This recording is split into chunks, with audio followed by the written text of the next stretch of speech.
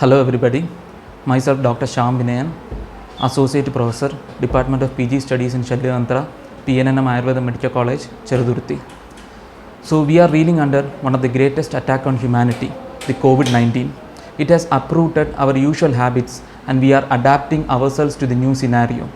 Adaptation is one of the unique features of living beings which makes them different.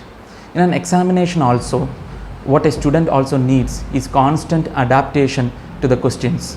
You may have read and by hearted a lot, but the questions may have a different dimension which you will have to apply and adapt to suit the contents of the question. It is a constant evolutionary process every student feels during the 3 hours in an examination hall. Now let us see the general points which should be noted regarding the examinations. First and foremost point is that don't ever leave a question unanswered. If you have left a question for 10 marks due to lack of time, then always remember you will have to score 50 marks, that is pass marks, out of 90, not out of 100. So the pressure mounts on you. So make a habit to attend all questions with at least a minimum explanation.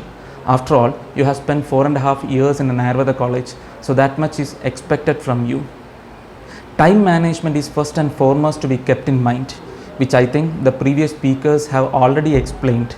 Divide the time according to your strengths in each topic. So read the question at least 2 times and make sure you understand the real meaning of the question before attempting it. Now let us see what should be kept in mind while writing a Shalyantra examination in particular. For all questions, always follow a pattern. For example, an introduction, a definition, applied anatomy, classification or types, then complication, then its prognosis, then coming to its treatment. This will help to impress the faculty during valuation and also brings an order to your answer. If you have been asked regarding a surgical procedure, whether it be in Ayurveda or modern, make it a practice to anyway follow the set pattern of introduction, definition, etc. But in addition, always divide the procedure as Purva Karma, Pradhana Karma and Paschat Karma, or as preoperative procedure, operative procedure and post-operative procedure, so that you can make the examiner understand regarding your procedure-wise knowledge of the surgery. This will give more clarity to the answer and there is no chance of missing any relevant points. Even though the question may be from the Ayurvedic topic, as it's for 10 marks, then you are bound to write its modern correlation as the mark distribution deems it necessary. For example, if the question is explain the methods of Rakta Stambhana as explained by Acharya Susruta, you have to start with introduction regarding Rakta Srava, importance of Rakta, etc. and then Adirakta Srava Karana and Lakshanas, need for Rakta Stambhana. Now move towards Rakta Stambhana Upayas, which are Sandhana, Skandana, Pachana, Dahana, which should be explained in very much detail along with drugs mentioned for Rakta Stambhana. After writing this, now explanation should be given regarding hemorrhage, because I had already told, even though the question is regarding Ayurvedic topic, you may have the marks deemed that you need to complete it, then you will have to explain regarding the modern classifications and the modern topic also, or the modern correlation should be given. That is classification of hemorrhage, its management, hemostasis, then importance should be given to fluid resuscitation and it should be written up to blood transfusion. This makes your answer complete in all respect for 10 marks. Now let us discuss a very common question in Shalyantra and how it should be answered. Describe operative procedures of hernia for 5 marks. Now first of all you should give the definition of hernia. That is abnormal protrusion of a viscus or a part of the viscus through an abnormal opening in the wall of the cavity containing it. Now after giving the definition, an introduction with a brief classification should be given. That is classification like reducible, irreducible, direct, indirect, etc. And now moving on to the surgical management of hernia, that is herniotomy, hernioplasty and herniorrhaphy with its preoperative, operative and post-operative procedures in detail. Right from, that means while you are writing a preoperative procedure, it should contain right from painting, draping, anesthesia to operative details like mesh positioning in herniorrhaphy, to post-operative details like drains and suturing, and up to suture removal should be mentioned. Although it is for 5 marks, if time permits, that means if it is for 5 marks also, that I had already told that if it's a modern question also, you should write the Ayurvedic correlation. So if time permits, you can also write a special brief note on Andhravriddhi Chikitsa using Ardhendu Vaktra Shalaga in Vangshanotha Shodha etc. or regarding Vatahara Chikitsa in Aprapta Phalagosha Andhravriddhi also. Likewise, you should write a question. Another question frequently asked in examination is Yogya Vidhi for 5 marks or even 10 marks. For such a question, you need to explain in detail regarding the Yogi Sutri Adhyaya, mentioning the Yogya Vidhis attributed to Ashtavidha Shastra Karmas and others such as Agni Karma, Kshara Karma, Vranavasti Prayoga etc. as explained in the text. Now along with this, again I am stressing the fact that although it is Yogi Sutri Adhyaya, you need to write regarding its modern correlation also. That is why you need to write along with that, you need to shed light on the experimental surgery, explaining medical simulation, model based simulation, computer based simulation etc., highlighting the foresightedness of Acharya who envisaged this 3000 years ago. And these are the usual questions you may encounter during the during your examination.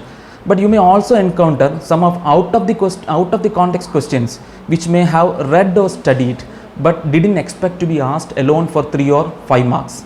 For example, in one of the question papers, I noticed a question for 3 marks, that is write short note on Pichu and Plotha. You will be taken aback, maybe some of them will be well prepared that you will not be taken aback, but you have to first give the context of Pichu and Plotha. That is, it is written in Agrobaharni Adhyaya, Upakarana Sambandha.